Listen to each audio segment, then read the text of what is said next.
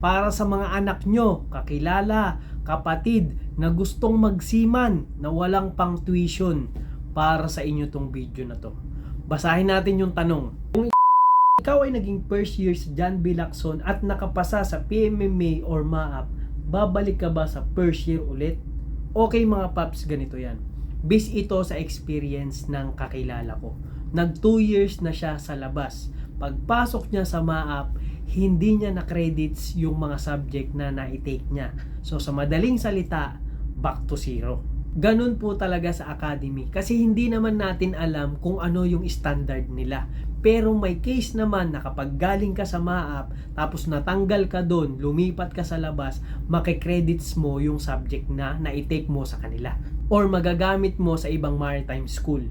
So para sa mga gustong magsiman na walang pang tuition, walang kakayahan na magbayad ng tuition or walang pampaaral, sa mga kakilala nyo, kapatid or kaibigan, pakitag nyo naman po sila or pakishare yung video na to para maging aware sila kasi ang daming gustong mag-aral pero walang pampaaral. Ito ay libre. Ikaw ba ay sasampa ulit sa barko at gusto mong may maiwan para sa pamilya mo? Si Sipat Credit ang bahala sa iyo. Pwede ka mag-apply ng CPRL loan and get up to 1 million pesos depende sa approval ng application mo. Apply na sa Sipat Credit. Ito ang mga dokumento na kailangan mo i-submit. O ikaw naman ay isang seaman on board na nangangailangan lang ng pera, pwede kang mag-loan sa Sipat Credit. Ito ang mga dokumento na kailangan mo. Wala si seaman, ikaw yung alati. Hindi kailangan mabahala. You can also get up to 1 million pesos. Depende yan sa approval mo. Oops! Hindi ka seaman? Huwag kang mag-alala. Sagot ka ni Sipat Credit. Isa ka bang OFW na balik trabaho abroad? You can apply for loan para sa iyong pocket money. Para po sa kaalaman nyo, sa MAAP po, wala pong tuition. Libre po ang tirahan, libre ang pagkain, libre ang training, at marami pang benefits. Ang kailangan mo lang bayaran ay ang kanilang uniform.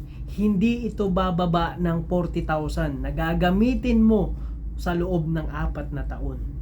Mga paps, kailangan nyo lang ipasa ang kanilang entrance exam, medical, physical fitness test, at interview. Kapag naipasa nyo yan, malaki ang chance na makapasok kayo sa MAAP. Wala na kayong poproblemahin pagka-graduate nyo. Mostly sa mga kadete dyan ay may sponsor na o company pagka-graduate. So pagka-graduate mo, makakasakay ka kaagad ng barko. At kung sakaling makakapasok kayo dyan, ay advice na mag-aral kayong mabuti. Obey the rules and regulations sa loob ng academy. Mga paps, message nyo lang ako, baka sakaling makatulong ako sa inyo.